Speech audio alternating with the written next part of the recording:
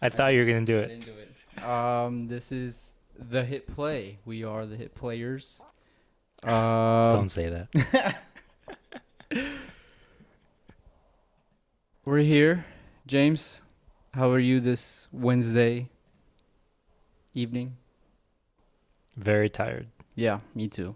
So, this will be an interesting podcast to record because we're both extremely exhausted. Yeah. Anyways, this week we're talking Paul Thomas Anderson, a director who is somewhat of a rock star, I would say. A rock star. I would say he's Not one bad. of the very first. Him and Tarantino made directing a rock, like, on that level of being a rock star. Maybe to some degree. Where it's like you're actually keeping track of what They are up to. Because, like, with guys, you know, like the previous generation of filmmakers, like the New Hollywood era, which we've discussed. By the way, go watch that episode. It's a very good episode. Those guys were kind of seen more as, like, artists. Yeah, the auteur. Yeah, they were aficionados of some kind, right? Like, they're as good as their movies are, you can tell that there's a level of appreciation that they have for older cinema and you know, foreign cinema. Whereas guys like Paul Thomas Anderson and Tarantino are just like, I'm gonna make what I want to make. Yeah. And if you like it, you like it, and if you don't, you don't. But, you know, screw you, because I'm still really talented at what I do. To some degree, I can see that. Yeah. I think rock star, I think that comes, for me, that comes more across in the personality.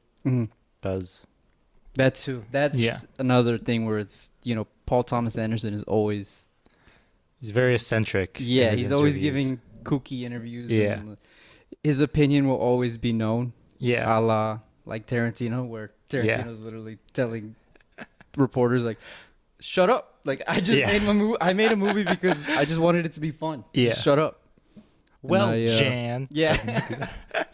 That's the first one that comes to mind when I think of Tarantino interviews. Yep.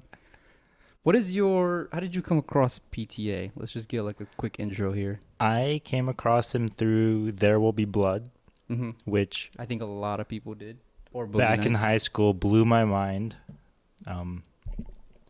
And then it became going back and watching a lot of his older films. Because at that point, he didn't really have many films. So, I don't know. There was just something about There Will Be Blood, which we're not talking about this week. No. But something about his style, and maybe even to a degree his personality. I think just the younger me saw myself in that, even though I was not I was not reflected in any of that whatsoever. What about you? I also came across him with There Will Be Blood. I always heard about that movie, and I was bored one day in the middle of the pandemic and was like, well, it's on Netflix. Let's watch it. It's got Daniel Day-Lewis. It's oil baron.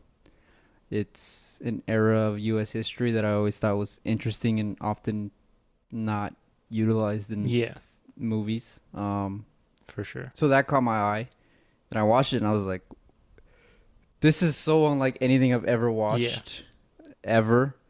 And yet it is, and it's kind of grimy to watch, but it's also kind of fun to watch. Yeah. I don't want to go on. I don't want to spend a whole rant on There Will Be Blood. This is actually just 3 weeks of There Will Be Blood. I'm sure we could find time to talk about There Will Be Blood for 3 weeks, but it was just like such a unique style that I found in this day and age of, you know, directors more or less copying themselves or one another. Yeah. That I was like, this is cool. And I had heard of others' works, obviously Phantom Thread. Obviously Boogie Nights was another one that, you know, everybody's heard of those. But I hadn't realized didn't. I was both surprised at the lack of films on his filmography, and also, in a way, not surprised because at least to me, Paul Thomas Anderson at least in the modern age, doesn't really come up as often as like Tarantino, Nolan, Denis, all the big name directors. Mm-hmm. So to me, it was like I could see why he's only made 8, but at the same time, it's like for a guy who's been in the industry for so long, for him to only have 8 is kind of interesting. Mm-hmm. But it makes for a great podcast series. So yeah, it's nice and concise. We're allowed. It'll be easier for us to go back and rewatch these. Although, just on the whole, the thing about Paul Thomas Anderson that always impressed me the most was just how not like necessarily unique each of his films were, because he has very similar themes and he certainly has a consistent style. And a consistent cast. And a very consistent cast. But they all still feel like their own thing. They're not part of a larger, like in the same way that like Tarantino films all take place in one universe. Mm-hmm. His films all feel like separate entities from one another, and even though they all have similarities. The convention that he uses for his storytelling is different. Like, mm-hmm. I love Scorsese. It's on the record that I love Martin Scorsese, but the biggest gripe I have with him, other than using Rolling Stones in every single one of his movies, is the formula he uses is mm-hmm. the same formula in every single movie, or at least in his big movies, where it's, character who has nothing gets everything. Some bad stuff happens and then it goes down. It's classic Shakespearean tragedy, but at the same time, it's can we see more with your storytelling? Yeah. And going back and watching, the first 3 of these movies, and then, There Will Be Blood. I just really, really, really liked. I don't know if I liked, but I appreciated that it wasn't the same beat for beat movies. Yeah. So, you just want to get into Hard 8? All Do right. you have anything else to say about Paul Thomas on the top? Overall, no. We'll start with Hard 8. Cool. His first movie. Came out in 1996 at the Sundance Film Festival, released 97 a year later to the wide audience. $3 million budget. $220,000 at the box office. So, about that, one interesting fact about this film, because I was really into Paul Thomas Anderson when I was in high school, and I was like devouring every interview with him I could watch. Yeah. I have all of this information about his career in my brain to pull out for this one podcast topic. So I remember him saying that this movie was actually funded kind of on like a TV package and not necessarily for theatrical release. Although there was an issue with this movie even getting released in the first place. During the production of this movie, he had made the movie and made his edit of the film, and the studio rejected it and made their own edit of it. And which, that's where they came up. If you'll see, it says Hard 8, originally called Sydney. Yeah.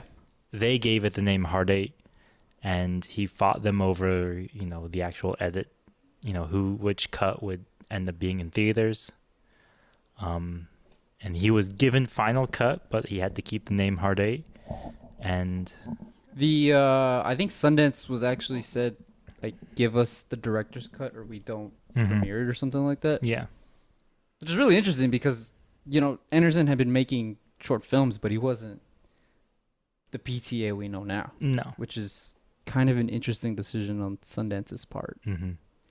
So this is a film I watched for the first time.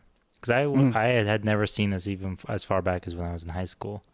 So seeing this one for the first time, having seen pretty much all of his films now, my initial reaction was a little underwhelming. Yeah, I think it is a story that is definitely made for television, I would say. It's like a classical, I call them mid-afternoon specials because it's 3 p.m. It's too early for the late night news, and it's too late for the morning news and Yeah. all the other programming that goes on in the morning. So This is like a TNT movie. yeah, it's like we're gonna put this on at this time block because nobody's gonna watch it. Yeah. And it's like we need something to run for commercials. Mhm. This is like a classic example. There's some cool things that he does, which he'll bring back in throughout all of his Mhm. movies, and in terms of technique in his style of just Long takes. long takes. He does these cool, like, where he will show coffee mug, apple pie eating, glasses, cash on the counter, Mhm. like things like that to set up just a simple diner Yeah. scene, which is cool. His establishing shots are all close-ups. Yes, which is cool because it's cool to see. He does this thing where he goes wide, and he'll go wide and he'll show you the whole room, Mm-hmm. and then he'll push into what we need, like where the characters that we are following in that scene. And he does that a lot in this movie, and he'll do that a lot in A lot of every movie that comes after this. dolly zooms and whip pans. Yeah, and which is cool. push-ins. All over the place. He's worked with the same cinematographer on all of these movies, by the way. It should be said. Yes. So in terms of like stylistic consistencies in that regard, him and Robert Elswith, they just get along, I think. Yeah. I was really surprised by John C. Reilly's performance in this movie. It's funny how I know him so much for comedies. And It's really freaking hard to not look at him and think of either Step Step Brothers. Brothers or Talladega Nights. yeah, Really hard. especially because this is probably the most dramatic role he does in any of these movies. Yeah. Even though he impressively plays the exact same character across Hard Eight, Boogie Nights, and Magnolia. He plays the exact same character in all three movies. But this one is just like slightly more. This one's pretty serious. Dark, yeah. There's very little, if any, humor Yeah. in this movie. Gwyneth Paltrow's in this. Philip Baker Hall, who's gonna be in more movies of Plenty his. more. In my opinion, though, my biggest complaint. Okay, so in terms of like any of the acting, I think they all did pretty fine. Mhm. I mean, at least I think he got away with having good actors more so than being a good director in this one. Because people like Philip Baker Hall and Samuel L. Jackson, they can make any character and any performance compelling. Yeah. Even whether it's a good one or not, Right. So I think that was, that played into PTA's hand in this one. I think my only real complaint about this movie is that I think the plot starts about an hour in to an hour and 40-minute movie. That opening diner scene is like at least 10 minutes too long. Mm-hmm. Yeah. Which it's, on one hand, it's kind of cool that a director's willing to take 10 minutes. Mm-hmm. But it's also like, why are we spending 2 seconds of watching John C. Reilly go, like, just cut all that crap out. If we're trying to get to where we need to get, just let's cut out all the, looking around. So, what are you trying to pick me up? You want me to blow you in the back or what? I think for the time when this movie came out, which was 96. the maximalism of the 90s where everything was just bloodier and gorier and cooler, Mm-hmm. for this movie to be slower and more dialogue heavy and character driven, Yeah. I mean, that it makes sense why people responded positively to it now. I think watching it out of that context, it's just kind of boring. Yeah. Yeah, that's a problem. That's the main problem I have with this movie. It just takes forever to actually get to the good part. And then once the good part happens, it's just like 40 minutes. I mean, they spend half an hour in the characters hotel room. The characters take so long to develop that I'm actually not interested in them the longer I learn about them. Which is another problem he'll have in another movie we talk about today.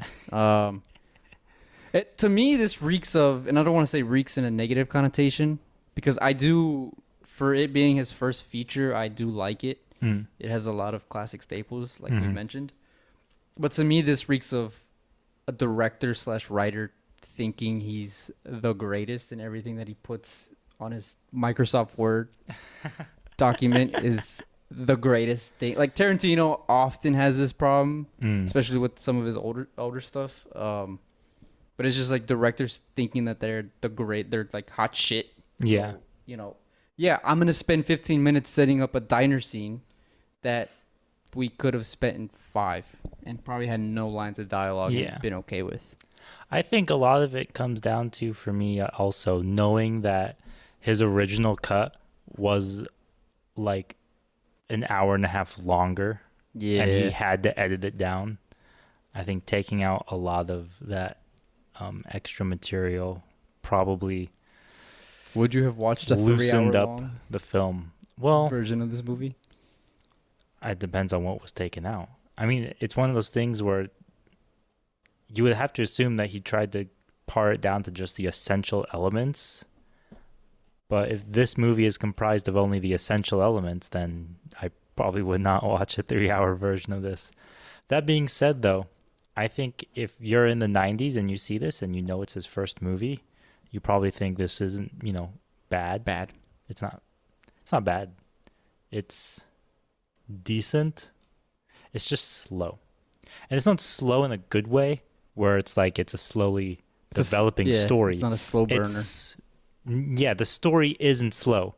The movie is slow. Yeah. The story just doesn't take place until halfway through the film. I'm down with watching a slower paced movie, a la, Lord of the Rings or something like that. Where, the stuff between the action scenes is not. Yeah. It's like well paced. I don't want to say not well paced because it's a well paced movie, but it's also the director's cuts are 4 hours long. Yeah. So like, there's a lot of fluff in there. It's good fluff, but that's what I'm saying is when you have good stuff in between those epic scenes, where it's like I don't mind taking my time to watch this movie, it's fine.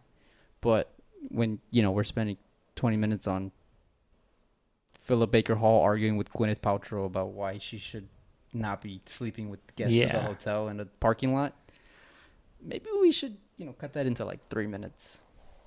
What can you do? What can you do? Overall, I give it a C. Did you know that this movie is not really that mass produced?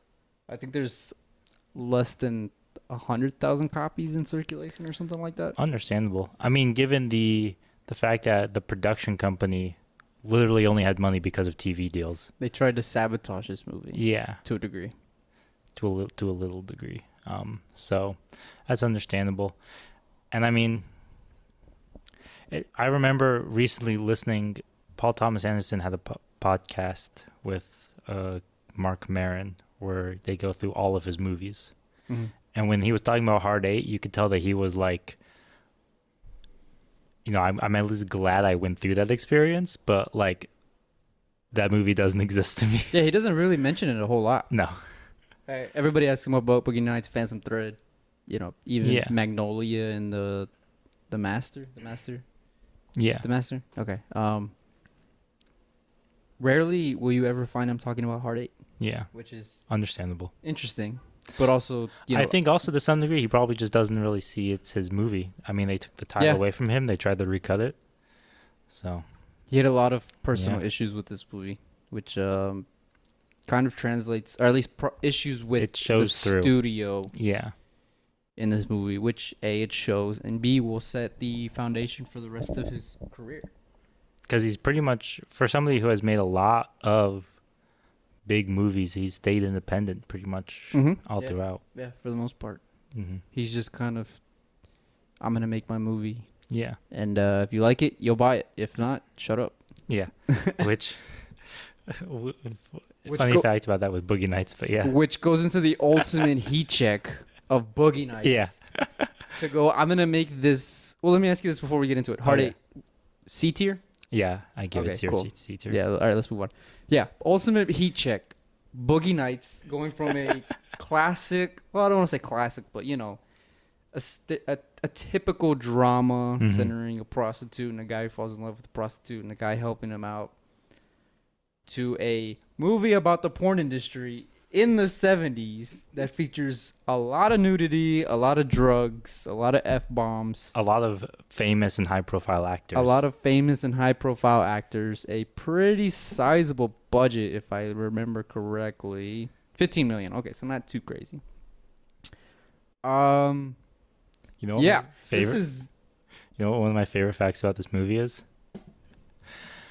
Despite everything that you just said, Paul Thomas Anderson wanted this movie to be his full 3-hour cut, and he wanted it to be NC-17.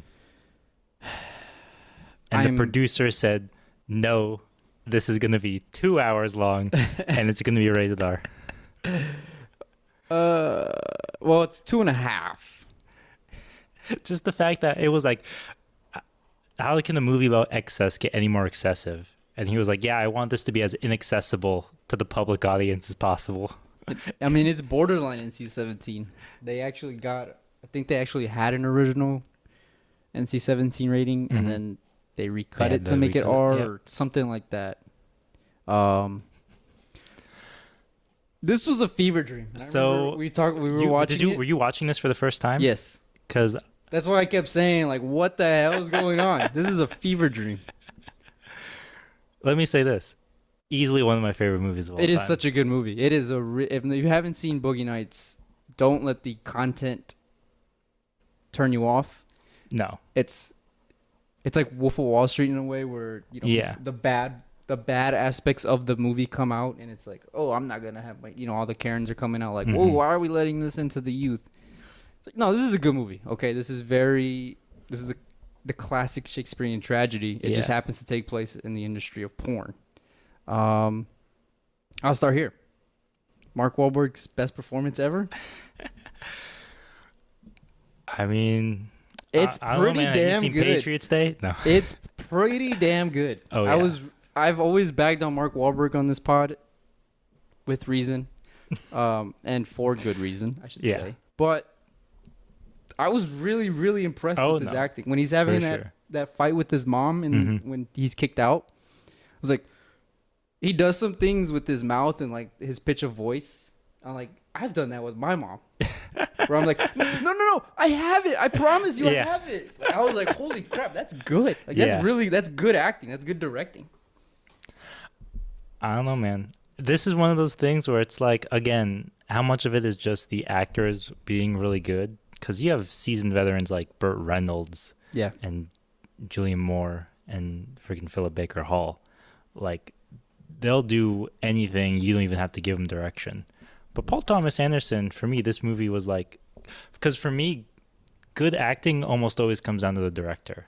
It's the reason why Justin Timberlake in The Social Network and Justin Timberlake in In Time are not the same actor. Or Tyler Perry and Gone Girl. Gone Girl and Tyler Perry and anything else. Yeah. It's like it's good directors can just get good performances. Yeah. And I think for me, this was Paul Thomas Anderson basically saying, Hard 8 was both a fluke and not a fluke. Yeah.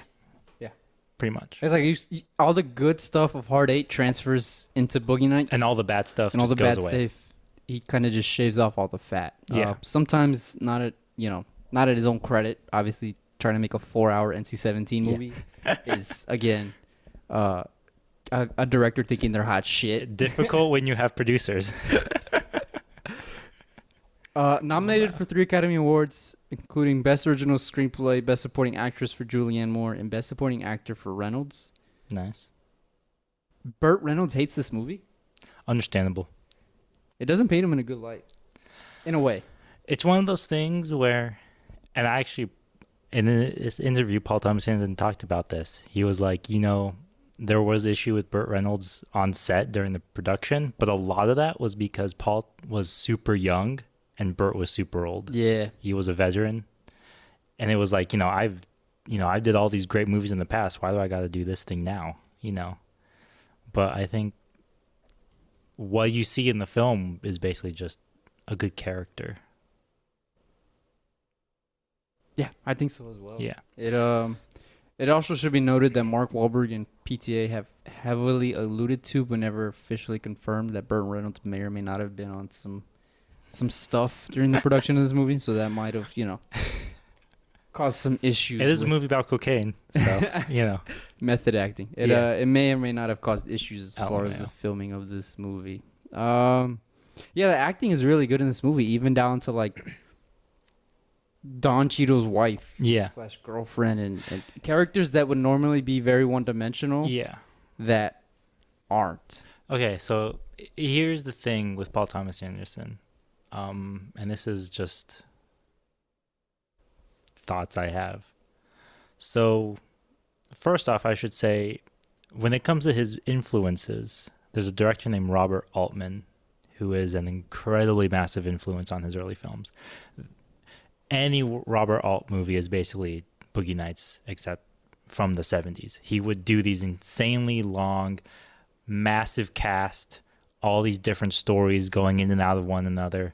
He has a film called Nashville, which is probably the biggest influence on this one, both in terms of length and the size of the cast. And there's a lot of that Altman-esque comes through in this movie, just on that surface level. Mm-hmm. But for me, the biggest thing that... Because, with Quentin Tarantino, people always talk about his dialogue. Yeah. And his action. He's really good at action, and he's really good at writing dialogue. For me, Paul Thomas Anderson, while his dialogue doesn't always stand out, what I think he excels at, and this is part of that Robert Altman influence, I think, he writes incredibly compelling characters. Yes. And this stands out, because with Hard 8, you got a sense of individual characters. Like there's the Samuel Jackson person. Mm-hmm. There was Philip Seymour Hoffman's character who appears in one scene but makes an impact nonetheless, Yeah. But it doesn't the story doesn't feel like it's about people in a weird way in that movie. It's so slow that you don't really learn about anybody. However, in this film, I think he was just like, well, if I just want to write characters, I'm just going to do characters. Yeah. And that's, to me, probably the biggest strength of this movie, is every single character is super unique and different from each other, and nobody is the same. And even though John C. Reilly plays the exact same character that he does in Hard 8, I swear. He's very he's adorkable. He's a lot of you remind me of his Step Brothers character. Yeah. I'll say that much without the, ridiculousness that character has. He's very the scene when they're at the margaritas, either he's making the margaritas and they're comparing who squats more and who benches more. So it's you, Bench. You say it first. You could have put Will Ferrell there and it would have been this is Step Brothers. Yeah. But this movie came first. Yeah, as much as you can talk about the implausibility of some of these characters and borderline, would these characters actually be real? Are they realistic? They all have their own wants and needs. They're all fleshed out, and it's cool. That was what was missing from Hard 8. Yeah, as much as this is a Dirk Diggler story, it's also a William Macy story. It's a Burt Reynolds and Julianne Moore's story. It's Roller Girl having her issues. It's Don Cheadle and his wife going through stuff. It's the other chick who's Becky. What's her name? Becky Barnett or whatever. Yeah. She has her own problems in life, and it's cool. It's cool to watch. It's impressive how complete this movie feels. Yeah. And it's which if you're wondering why we have Goodfellas as our centerpiece today. It was very influenced. It was very influenced by Goodfellas. Yes, it is. The comparison is intentional. It is. If you took them out, yeah, I'll say that. Yeah, it's even structurally very similar to Goodfellas, because in Goodfellas there's that transition from extortion to cocaine to selling drugs, and then Boogie Nights there's the change from film to video, which greatly impacts the plot. You can pinpoint the exact time it changes. The New Year's party. Yeah. When it goes from 79 to 80. Mm-hmm. That's the moment when What I love about this movie is when it changes. Is watching it with people for the first time. Yeah, it's a trip. When we were at ASU in Sex and Violence, we watched this movie, and I had seen it before. I loved it, but watching it with almost 100 people, all of whom are watching it for the first time, there were so many moments where I was like, okay, I know this scene is amazing, but how are 100 people going to react to it for the first time? And that scene with William H. Macy during the 80s party, I swear that was like, you knew that Paul Thomas Anderson was like pulling the rug out from under. Did you hear have you heard the anecdote of when he went to go watch it in theater? Yeah. So for those who don't know, he went to go watch it in theaters. I don't know, was he just going to go watch it in theaters, or was he trying to get like an audience reaction? I think he was just trying to get a reaction. So he went to go watch this movie in theaters, and there was a group of teenagers when William Macy shoots the wife and the whatever. The cuckold. Yeah. The play thing, you know, whatever. Boyfriend, whatever. So he shoots them, and the teenagers apparently, PTA says that the teenagers started cheering. We're like, yeah, you go, man. And PTA in his mind is like, shit, did I write this scene wrong? Like, did I go too far? Like, this isn't the reaction I wanted. Yeah. So then William Macy walks out to the living room, smiles, and then pulls the trigger and kills himself. And the teens are just like dead quiet. And Paul Thomas Anderson is like, that's the reaction I wanted. The other scene in this movie that I absolutely... So there are two scenes in this movie that I love too. That is, there's a sequence where it's kind of the... I forgot what the word is, but it's the low point in the film where everybody is at their worst. And that's when Don Cheadle goes to a donut store. Yeah. And the guy comes in to rob the store, but the trucker pulls the gun out on him. And there's that like just insane quick shootout. That in Sex and Violence, everybody had the exact same reaction as that, where it was just dead quiet. They were like, "What am I watching? Is this real?" Point? My personal favorite scene in this entire film is when freaking Alfred Molina, that entire sequence when they go to buy rip them off. That's for me. That to me explains everything I love about this film. How nothing makes sense, but it's so cohesive and you believe it. Why is the dude lighting firecrackers everywhere? Why is Alfred Molina dressed like that? Yeah. Why is he not acting? Yeah. Did you hear the story about that? Oh, how they got that effect? How did they do it? So Molina put a an earplug in one ear. And I guess they put a receiver in the other so he could hear the dialogue, but he couldn't hear the firecrackers. So that's why everybody else around him is jumping. And he's not. And he's just like, you know. Yeah, that's pretty. Because those are real fireworks. Yeah. Like he says that even the crew members were jumping at the sound of it. But he's just chilling. Like, yeah. So, yeah, you know, Jesse's girl. Yeah. The absurdity of I remember movie. Paul Thomas Anderson was talking about that scene, and he was like, the first firecracker went off and everybody jumped, but I was like, this is going to be good. That's the kind of reaction he wants. Yeah, he's crazy, man. And I think this movie encapsulates.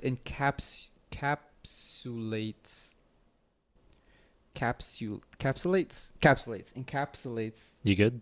I'm trying to figure out the word. It's like, it hurts right now.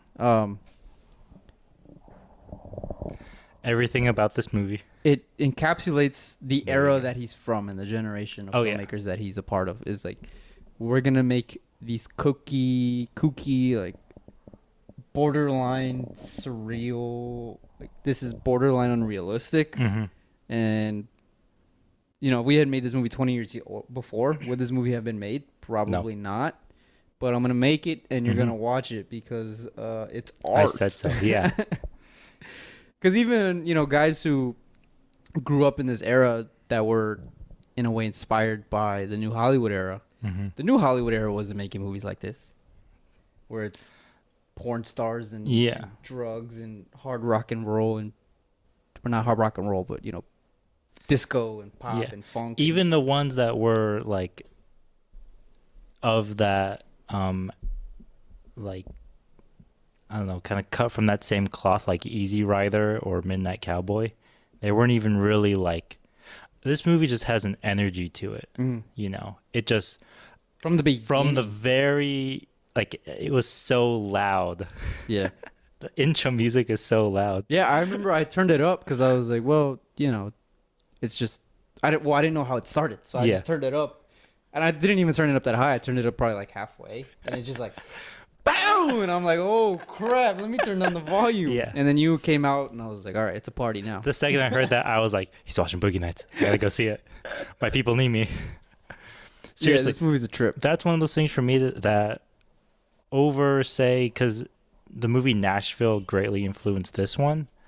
But, man, this one just has momentum throughout all of it. I think a lot of that energy and that feeling of narrative momentum comes from the style of it too. Him and Robert Elswith. The use of long takes as well as... Very well done. Yeah, for sure. This is the definition. You know, we've also often griped about long takes being long takes just because. But these long takes are used right. They're at least used very effectively. Yeah. Yeah. Where it's, you know... And you could tell this was Goodfellas inspired because the Copacabana scene is... Mm-hmm. It's like, it's exactly the Copacabana Yeah. scene. When I saw that, I was like, this motherfucker copied Goodfellas. Yeah, pretty much. It's like, there's no other way to put like, it. is Ray Liotta going to walk out at any point? Following one character through an entire entrance. It's like, God damn it. I appreciate it. It was very tastefully done. It wasn't, you know. Yeah. It wasn't a ripoff. Yeah. It It was inspired by. I had something else to say about this movie, but I forget. I love this movie so much, though. It's a good one. Yeah, it's a very good one. Easily one of my favorite films of all time. A tier? S tier. Double S tier? Double S tier. No, just one S. I mean, it's you know. Just one S. God, I had something to say, but I forgot what I was going to say. You'll think of it. I later, saw it too don't on the wiki page. The question. worry. Oh man, was it Leonardo DiCaprio? No, but he was rumored to play it. He was rumored to Or play he it. was attached to it, I guess. LMAO. So DiCaprio was originally attached to it, but he was in Titanic, which I think for his career probably played out a little bit better. A little bit. Joaquin Phoenix was supposed to do it, or was offered the role but turned it down. Bill Murray, Harvey Keitel, Warren Beatty, Albert Brooks, Sidney Shaquille Pollack. O'Neal. Shaq was supposed to play the... Shaquille O'Neal was supposed to be in this? Oh, that says Tatum O'Neal. Tatum O'Neal. I was like, thought wait it a said minute. Shaquille O'Neal. I saw O'Neal and I was like, I only know one Drew O'Neal. Barrymore and Tatum O'Neal were supposed to do it. I was thinking of Trainwreck, the Amy Schumer movie. Heather Graham. Why does she never become like a big actress? I guess you could No say control. part of it was being typecasted, Most likely, yeah. but also she's really good in this movie, and she's really freaking funny in Hangover. Yeah. She's the stripper that Ed from Office marries. This movie is very funny too. Yeah. This movie is so like a lot of things nowadays. These days, things try to be both comedies and dramas at the same time, but like they have a weird mixture of comedic drama. Like they do serious things, but they're presented as they're supposed to be funny. This movie is a good example of they're just separate things. And there's the funny scenes, and they're funny, and the dramatic scenes, and they're dramatic. Yeah. But they don't mix the two. Yeah. Stuff nowadays, like people try to mix the two nowadays to get like, I don't know, I guess it's more realistic. But I appreciate this movie for like having the funny parts and the dramatic parts all in one. That's Goodfellas. too. Yeah. Goodfellas is very much like that, where it's, you know, you can go from, you know, Joe Pesci's, why am I funny, huh? Why do you think I'm funny how? Funny how? And then they go from, you know, kicking someone's head in. Yeah. You know something I really noticed about this movie? What? I don't know if I like it or not. None of the characters change. Might be part of the point, but yeah. I know it's 100% intentional. Mm-hmm. I'm not saying it wasn't. I'm just saying. Yeah. Usually in a movie like this, characters change. You know, I mean, we're comparing it to Goodfellas. In Goodfellas, all the characters change. I think it's this one one of those doesn't do that. A lot of the characters have like wants, but they don't have arcs. You know? Mm-hmm. And also, I think one of the things that I really love about this movie, just in terms of the story, is that it touches on pornography in terms of like a career, where there are a lot of characters who they're prevented from changing because they worked in the porn business and adult. It tells a film. story of trying to escape your past but being unable to, just because of the nature of your past. Yeah. Although I wouldn't necessarily say that that's a theme of this. No, it's not a theme. It's just, to me, that's how I interpret it. I don't think that was intentional. That's just the story that he told. Yeah. And it's probably also realistic as well. Yeah. A lot of this is based off of actual stories from porn stars in the 70s too. Yeah. Which is interesting because when I was doing the research, this is very split as far as how realistic it is. Like multiple porn stars and directors have come out and been like, you really can't get that famous off of porn. Yeah. But then there's other people who are like, well, the lifestyle that we live is probably felt that way. Heavily. Yeah. It is accurate to a degree as far as, we were drugs and, everybody was sleeping together. And I also think it's PTA's his intention of making this like a stylized version of the era as opposed to a realistic version of the era is very clear. At least as somebody not from the 70s watching it from the 2000s. Yeah. That's just what I see. But it's a good movie. It's a very good movie. S tier for sure. I would agree. All right, here we go to the final movie we talked to. Dun dun dun dun dun. That is exactly what I did after watching this. The 1999 American epic psychological drama film, Magnolia. That's quoted from Wikipedia, not my own words. I'm gonna start here. Magnolia is to Paul Thomas Anderson what Curious Case of Benjamin Button is to David Fincher. I can kind of see it. I see it a little differently because I actually also watched this one for the first time for this podcast. As did I. It was one where it stood out when I was back in high school and I was just learning about P.T. Anderson and watching all his interviews and listening to everything about him. Yeah. It always stood out as being like, I mean, even he considers this like his magnum opus, I think he said. At least it's quoted here on Wikipedia. But so like its reputation preceded it for me. And so when I watch it, I got out of it everything that I had heard, but it took its own toll on me, man. It's just long. This is a 3-hour movie. Yeah, it is very long. And you could have easily made this an hour 45. He has since admitted that if he could recut it and re-release it, he would. Should be noted it had some Academy Awards. It did. Tom Cruise, Best Supporting Actor, PTA, Screenplay, Aimee Mann, Best Original Song. All the songs, yeah. It's just, if you're gonna make a movie that you want to tell.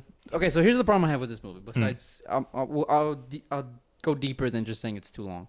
If you're gonna make a movie that's this psychological kind of like, I'm gonna have a heavy theme present in this movie, which, to be honest, I don't even know what that theme would be. First, figure out what the damn theme is and make sure it's someone like me who's not really smart as terms of film, like to understand that theme. But also, you gotta have the oomph. You need that scene where it all connects. Yeah. Like, for me, and I don't really want to compare it to this movie, but when Arrival, people have issues with Arrival as far as like being slow or whatever. I have the reverse effect because that scene when everything clicks, it clicks for me. Maybe that's just the way my brain is wired. I don't know. But and this movie doesn't have a scene like that where it's all these different stories that really are borderline boring anyways. They don't either they don't connect. Yeah. A la Crash, which Crash came later, so I'm not going to they're not connected in the same way that like in Boogie Nights they are. Yeah. They're not like temporal. Well, they are in the same time, but they're not necessarily the same. And there's place. not really there's not that scene. There's not a big thematic connection between a lot of the story there. Yeah. Yeah. I feel like, so knowing what I know about this movie, which is that this movie was basically written and birthed from PTA's grief over losing his dad to cancer. Knowing that, I'm a little more forgiving of all of the what feels like just throwing every emotional pain inside of you into every frame of this movie, which is why the length doesn't so much bother me, because you know me, I like my long movies. Sure. It's just the fact that there's so much packed in there, and so much of it feels like it's building to something when it doesn't. Yeah. And there's like, I don't know, there are entire characters who just, you could have cut everything. All of William H. Macy just could have been removed from this movie. Yes. Honestly. Sorry. Even what is probably considered the most like well-known part of this film, which is the kid, the child genius, the child prodigy, even that could be cut from this entire movie. Yeah, because he has that whole spiel about, like, I'm a freak to you guys, and you guys only like to look at me for entertainment. But the character's just not interesting before that to have that spiel where I'm like, yeah, you tell him, kid. Like, yeah. If anything, I was like, why couldn't we have done this 20 minutes ago? Yeah. Why couldn't you have done this last Why couldn't you just done that when you were on the talk show? Yeah, it's on live TV. What is he? Like, what are we doing here? You know, that was my whole reaction to this movie. Was just, what are we doing here? This to me was basically, this movie was Paul Thomas Anderson basically saying, so I know I'm good. Yeah. I'm just going to take it as far as I can. Well, New Line Cinema, it's funny you say that, because New Line Cinema, I think it was New Line. Yeah, New Line Cinema told him after Boogie Nights, hey, what do you want to make next? Yeah. And he's like, well, I'll make Magnolia now because I don't think I'll ever be able to make it, or at least have that kind of power in my career. And that's where I feel like... So that's really the ultimate heat check. Yeah. Going from Boogie Nights to making a, I don't want to say garbage movie, but not that good. There are parts of this movie that, for me, there is an interesting movie within this movie. Yes. This is probably the best Tom Cruise, one of the best Tom Cruise performances I've ever seen. I don't know, man. Is it going to be Top Gun? Is it going to be Top Gun? Probably not, but in terms of just him I don't think of him as a character actor. Okay, that's a good point. This is a character that he just sells. Yeah, it's cool to see him other than an action hero. Yeah. For sure. Him playing a very misogynistic pickup artist. Basically an average Redditor on some subreddit, I'm sure. Some incel subreddit, yeah. Basically, it's hilarious, but he sells it so well. And honestly, another storyline I actually did unironically like was the John C. Reilly and the cocaine girl. Yeah, that was cool. That was probably the only one I really cared about. But the problem was we spent 20 minutes before we went back to the apartment. That was something I noticed when I was watching it too, where I was like, there are so many plot lines in this movie that a lot of them are just like, they're like short films in terms of, you know, how like a lot of short films aren't even stories. They're just like sections of stories. Yeah. That's what a lot of these, that's what the William H. Macy one feels like. That's what the child prodigy feels like. I don't know. There's just a lot in there. That's what the freaking Jimmy, the talk show host, Phil Baker, that's what that one feels like too. There had to be some way to connect these through a thread line. Like at least Crash, which, you know, is kind of memed on nowadays. It's a terrible movie. Rightfully so. They at least threaded characters together in a way. Yeah. This movie does not do that. The only time it's the only very two thin. characters that do it are the talk show host and the daughter. Yeah. Everything else is just like a very paper thin connection Yeah. of like, Or it's like, oh, it's an offhand meeting, or it's William H. Macy watching. They're all watching Stanley on the Yeah. show, and it's like,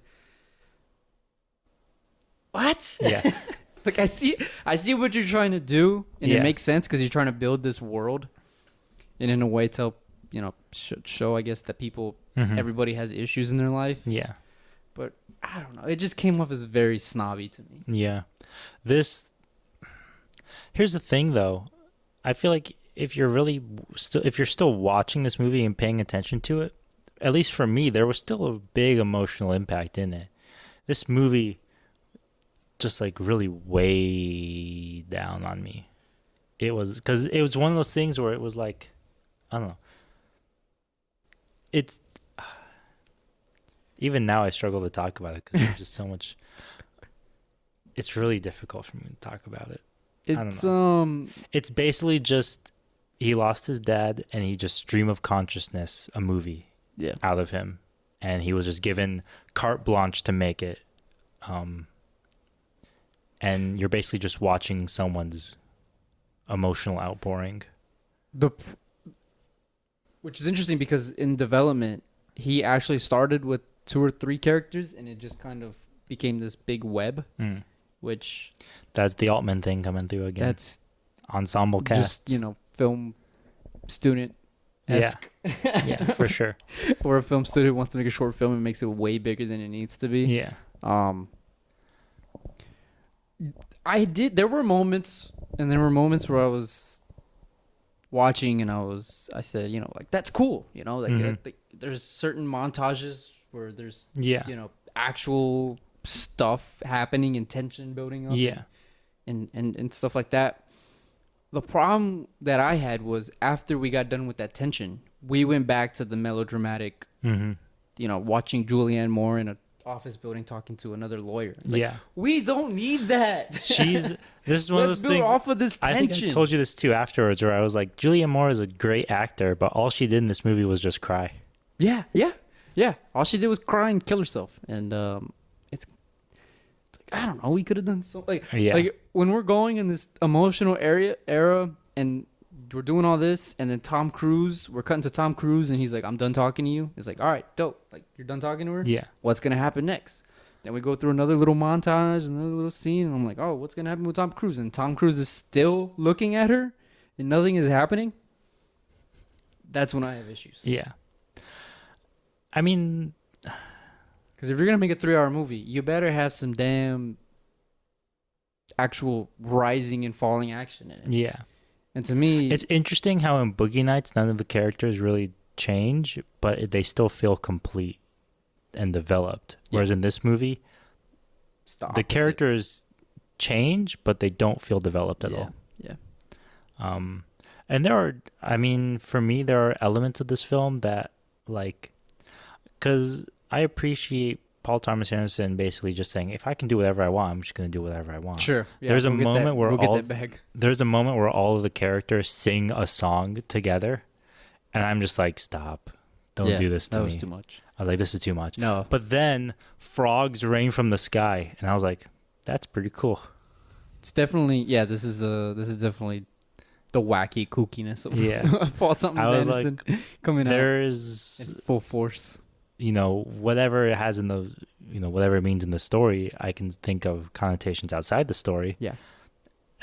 Whether that's intentional or not, I still think it's cool and interesting. Sure. Sure. But it's like, I don't know. That was one of those things where I was like, that's a experimental risk, but it's one that I at least appreciate in theory. Also, if you're going to make a 3-hour movie and have it be this, long, drawn-out drama that's talking about the human emotion and stuff like that, throw some more elements of that. Throw some more wackiness. Throw some, a cool premise behind it. Like, as much as I absolutely hated watching Curious Case of Benjamin Button, at least the idea is cool. The idea of a man aging backwards is dope. Yeah. And like Forrest Gump is another example of this, where it's this long epic about a man experiencing all of American history. Literally American history from his textbook in real life. Like, he wrote the textbooks that we used. Those are cool. That's cool premises. That's Yeah. interesting premises, you know. And you have underlying themes hidden within those movies of, you know, love and relationships and what have you. This movie had none of that. This movie had basically the scene where Tom Cruise goes back to meet his dad. Yeah. And that was the emotional climax of this movie. And that was the only one, when there were 5 storylines and none of them really had any ending to them. Also, let me ask you this. Do you remember Philip Hall having problems with his daughter? Because I didn't. It's in the beginning and it's the very end. Yeah. And that's all it's ever mentioned of it. Yeah. Like, even the daughter doesn't bring it up at all. Yeah. So, I don't know. Like, if you're going to have this moment where, I'm just going on a rant, but if you're going to have this moment where it's revealed that the father may have been a pedophile, you should probably allude to that a couple times within the screenplay. Yeah. It's one of those things where it's like their relationship is shown to be stressed, at least like very negative, and as in it is implied he has done bad things in the past, but it's implied in a way where you're just like, it's typical estranged father stuff. Yeah. And then when it's revealed, when he's like, oh, you know, I probably molest her, but I don't know if I did. Yeah. And I'm just like, what? I think okay. He's trying to pull the rug on you again by feeling bad for this man who's slowly dying. And it's like, why won't his daughter just get like reconcile with him? And then at the end, it's supposed to pull the rug of, oh, he's actually a molester. Yeah. Like, oh, I feel. Yeah, he deserves to die now. He should go kill himself, really, which he does try to. That just doesn't work because you don't layer that. You have to layer it within the story, especially if you're gonna make it 3 hours. I would excuse this if it was an hour and a half. Yeah. If this is a 3-hour movie, I don't need scenes of John C. Reilly singing to himself in a car. I don't. I like John C. Reilly. I don't need that. Yeah. So, although I still like this character, John C. Reilly's. Yeah. No, I mean his story and that, you know, little arc or whatever is probably the best. But man, this movie I wouldn't recommend this one. Then this is definitely going in. And it's not that I wouldn't recommend it because I think it's bad, because I would say it's B tier. I wouldn't recommend it because there's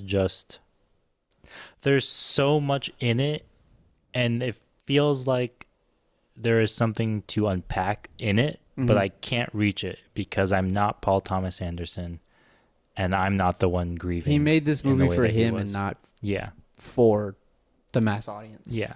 And that's why Which is fine, and I can appreciate. Yeah, and I do really appreciate it. And I understand it too. It's just not my cup of tea, personally. It's my cup of tea, but it'd be like if I liked sweet tea and this was Earl Grey. And I was like, it's still tea, but it's just not the kind of tea I like. I appreciate that it's very personal. I appreciate that it's kind of, there's a lot in there to unpack and you have to go digging for it. But so much of it is just not interesting to me. It also just doesn't lend itself well to a rewatch. No, not really. I mean, the fact that it's a 3-hour movie just in and of itself is very hard to rewatch. Not in the way that yeah, for sure. And we will get to that because I think Paul Thomas Anderson does that very well in a later movie where it's like there's a lot to unpack here and you're like, I want to rewatch this. Yeah, to see what it is. yeah. But this ain't it, Chief. Definitely not. But I mean, if you're at least curious to see what this is, honestly probably the closest. Okay, so I mean, a lot of people do consider him an auteur, and I think Magnolia is probably the closest you'll get to a full full where he was the author of the film. He wrote it, directed it, edited it, had the freedom to make it as he wanted it to, got final cut on it. Everything there is of his design and his decision. Yeah. Auteur theory is a myth because more than one person makes a movie, regardless at the end of the day. Yes. But few people will ever have that ability of creative control like he did on Magnolia. Interestingly enough, Robert Altman had creative control on every single one of his films. And let me just tell you, it shows. Dude, I was watching Nashville in preparation for this podcast, which is why I'm bringing it up so much. And there were so many times where I was thinking of that, where I was like, if only somebody else could sit in and be like, hey, let's cut this out. Let's get rid of this. But nope. I can understand why he's very reluctant to ever cut things out, because as a director, you don't want anybody, messing with your work, or at least telling you to mess with your work. Mm-hmm. But it's still like, man, you got to be more compact. A lot of this movie is carried stylistically. Honestly, if it wasn't for the fact that he knew how to direct scene transitions. Yeah. This movie, because David Fincher's an interesting director, or at least he is a good director, but he works really well with good stories. Yeah. And Benjamin Button was not a good story. That's why we have so many problems with it. And that was because why... he wasn't doing anything different with it. Yeah.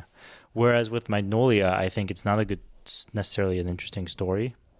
Not that it's a bad story, it's just not an interesting one, because we're not him. Right. However, his directing, I think, carries this movie 100%. And that is the most compelling. Because like you said, there were so many montages throughout this movie where it just constantly cuts back and forth between all these characters at once. And you're just cool things. Yeah, you're like, okay, we're making progress now, like it keeps you invested in it. Or when he does cool things with the camera, like there's a scene when William Macy leans into a table or the bar or something, and the camera goes Dutch with him. And I'm like, that's cool. Yeah.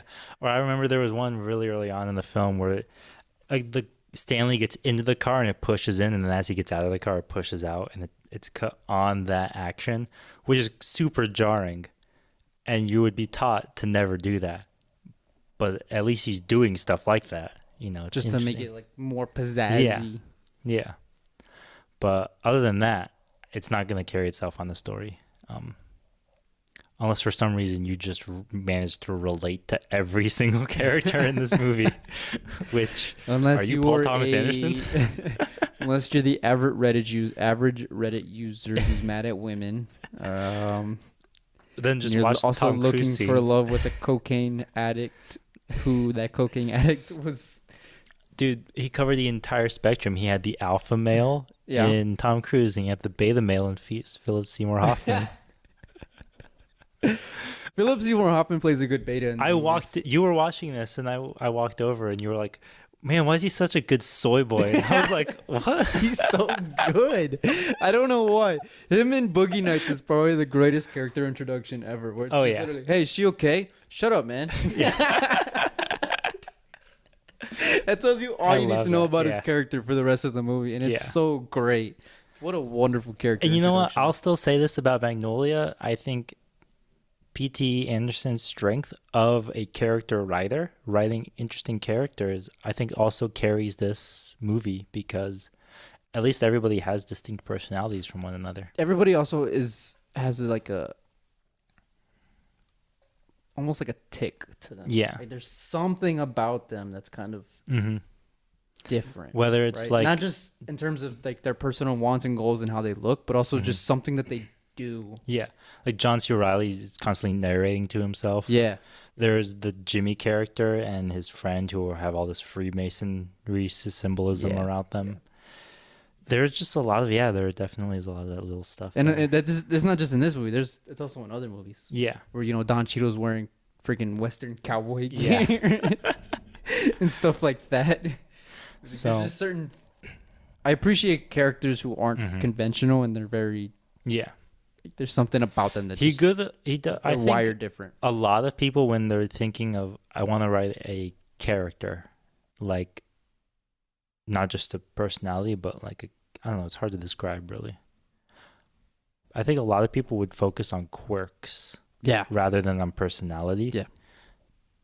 And I think Paul Thomas Anderson does a good job of eliminating quirks and just having compelling personalities, for sure, in my opinion. Which, trust me, when we get to There Will Be Blood, character plays a big part. I'm so excited for There Will Be Blood. When we get to Punch Drunk Love, character plays a big part. You haven't seen that yet, have you? Punch Drunk Love, no. No, I have the only ones I've seen are these three and There Will Be Blood. There Will Be Blood. So, Man, when I talked about the movie with a lot to We're- unpack in it, we're I was not talking about There Will Be Blood. we're talking about Adam Sandler and his greatest role ever. Not talking about that one either. Was the acting good in this movie? I think so, for sure. The only character I had problems with, I would agree with you. The only character I had a problem with was the coke addict. The girl. She's borderline unreal. Well, Like I've been also- around people who have been on cocaine. Like, yeah. a lot of cocaine. I've been around people like that.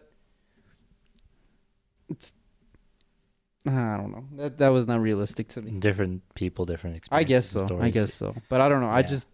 was like, this is borderline a caricature of a coke addict. Yeah, to some degree, I can see that. She's the only one I had issues with. Everybody else was For me, the person I had the biggest issue with Well was acted. Julianne Moore's character. yeah. And Julian's more character is just flat.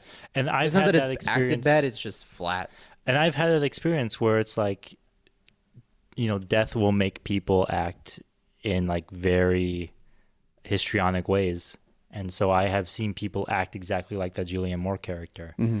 And it felt like a caricature of that kind of person, at least that kind of reaction to the death of a loved one, where it was like someone just has to like walk over and calm her down, man. She can't just cry at every location she goes to.